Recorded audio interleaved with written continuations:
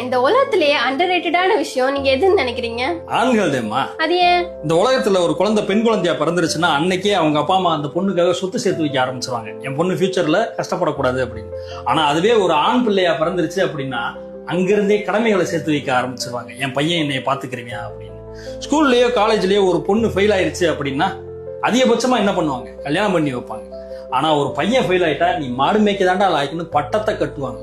பொண்ணுங்க வேலைக்கு போறது இந்த சொசைட்டில நான் ஒரு இண்டிபெண்டன்ட் உமன் அப்படின்னு ப்ரூவ் பண்றதுக்காக. ஆனா பசங்க வேலைக்கு போனாதே இந்த சொசைட்டி அவங்கள ஆம்பளன்னே ஏத்துக்கும். பொண்ணுங்க சரக்கடிச்சா பெண் சுதந்திரம், ஆம்பளைங்க சரக்கடிச்சா பொறுக்கி பையன். ஒரு பொண்ணு கல்யாணம் பண்றது லைஃப்ல செட்டில் ஆகிறதுக்காக.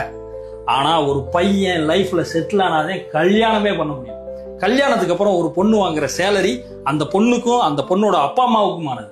ஆனா ஒரு பையன் வாங்குற சேலரி அவனோட அப்பா அம்மா, அந்த பொண்ணோட அப்பா அம்மா, பொண்டாட்டி, பிள்ளைய, அக்கா, தங்கச்சி இப்படின்னு எல்லாத்துக்கும் சொந்தமானது. இவ்வளவு ஏன் நீங்க எங்க கிட்ட சண்டை போட்டுட்டு உங்க வீட்டுக்கு போறப்ப கூட என்ன சொல்லிட்டு போறீங்க? நான் எங்க அம்மா வீட்டுக்கு போறேன்னு தானே சொல்லிட்டு போறீங்க.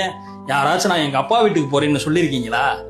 இந்த மாதிரி சொன்னா 1000 விஷயம் சொல்லிக்கிட்டே போலாம்மா. இவ்வளவு கஷ்டத்தை மனசுல வச்சுட்டு எப்படிங்க வெளியே சிரிச்சிட்டு இருக்கீங்க?